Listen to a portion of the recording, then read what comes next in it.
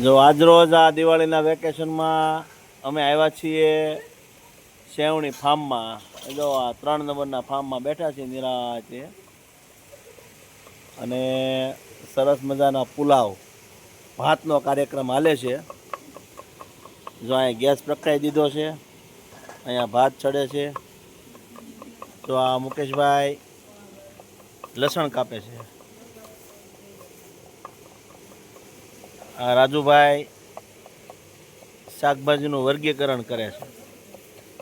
કોબીજ, લીલા મરચાં, શિમલા, આને શિમલા કહેવાય ને, સફરજન ટાઈપના મરચાં, ગાજર, લીલા વટાણા, અને જેને નખ હોય એ લોકો આદુ લસણ કાપે છે. અને આળહું છે એ બધા તો અહીં બેઠા છે.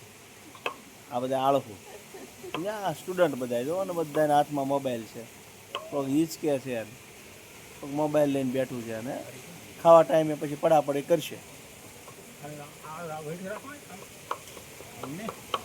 મરચાં, ગાજર ને કોબી બીજી એક થાળીમાં બધા ભરલી. આમાં મરચી નાખી એમાં. જો આ ડુંગળી છે,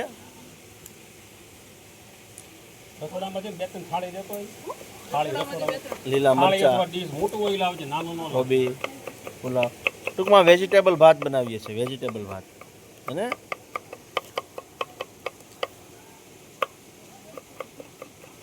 જો આ શિમલા મરચાં કપાય. જો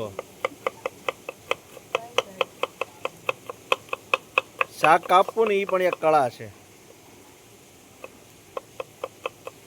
કોકની વાત કાપવી એ કળા છે ને, એમાં શાક કાપવું એ કળા છે.